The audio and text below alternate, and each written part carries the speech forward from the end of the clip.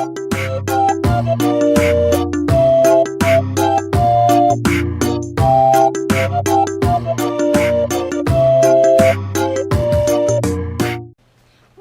to Lifestyles of the Strange and Exotic Random Book Review. And this one is Star Trek Case of the Colonist Corpse, a Sam Cogley mystery. And Phil is still in the living room saying hi. If you've been here long enough, check out my old Star Trek book reviews. You'll know who I'm talking about. This I got from The Will for a whopping $1, and it was worth every penny and then some. Sort of.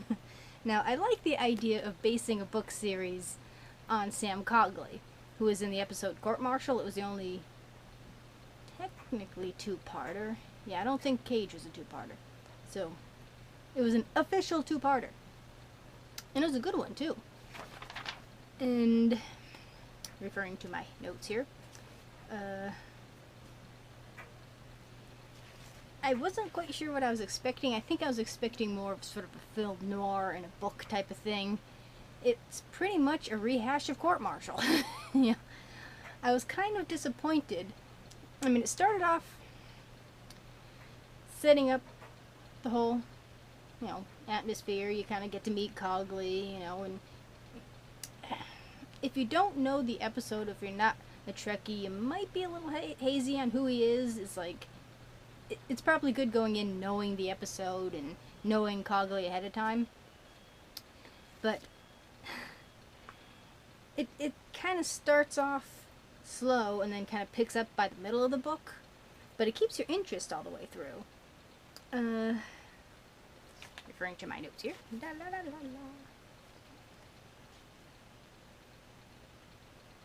la. Oh, and they mentioned everything and anything. They even mentioned Blade Runner, the movie.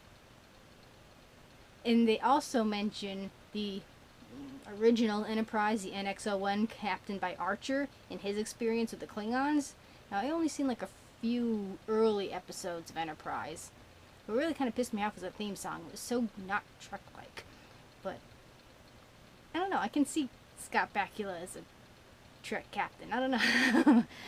But, yeah, they refer to that. They refer to other obscure things that you wouldn't quite expect in a Star Trek book. And also, Kirk and company are in the book, but they just sort of make a cameo and then sort of come in and leave. And it's, at one point, how do I time frame this? If you know the original series, the triple episode, this is just a bit before that, and they mention the Babel Conference, so it's sort of season 2-ish,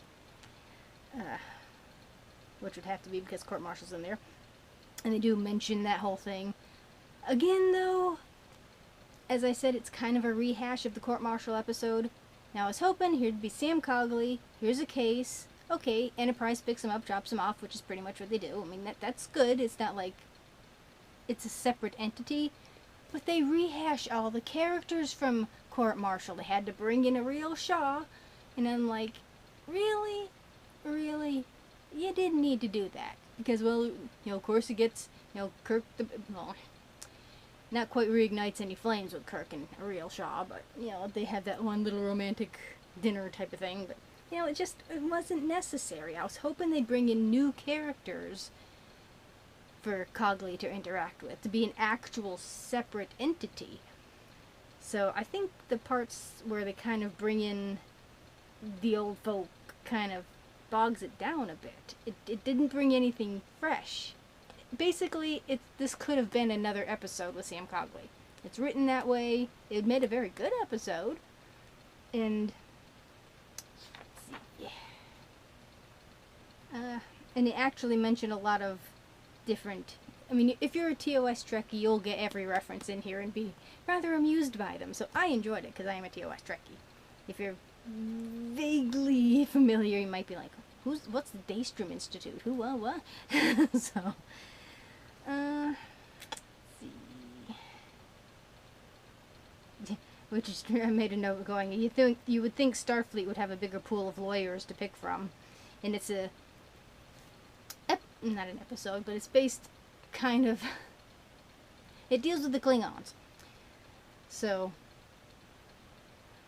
it's making no sense at this point.